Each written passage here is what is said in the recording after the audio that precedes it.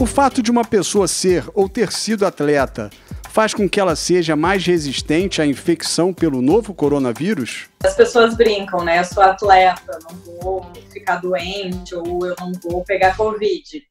Mas, ao mesmo tempo, os atletas, em função dessa intensidade de treinos, algumas defesas do organismo são liberadas, então ativa a via inflamatória. Isso promove uma facilidade para a infecção por vírus e ao desenvolvimento de doenças pulmonares, por exemplo. Então, não necessariamente ter um perfil de atleta, você está protegido para desenvolvimento da Covid-19. Na Itália, o primeiro caso infectado era um homem de 38 anos que praticava atividade física.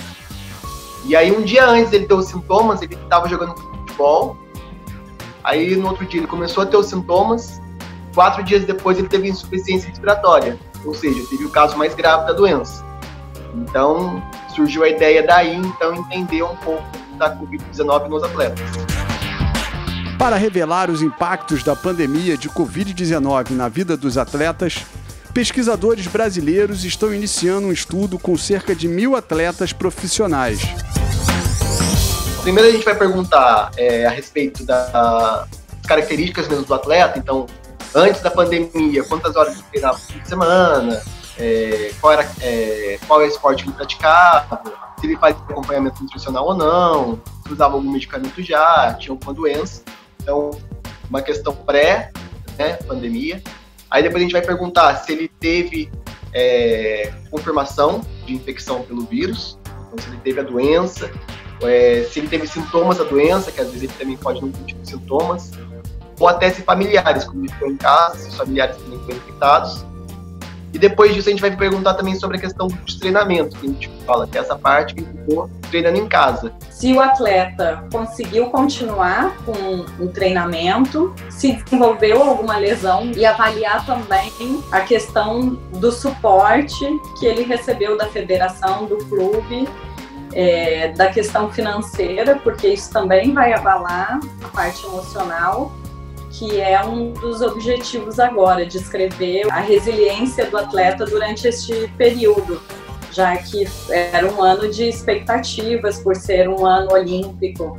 Ele sofreu ansiedade, ele ficou com medo de perder oportunidades que poderiam ter treinando.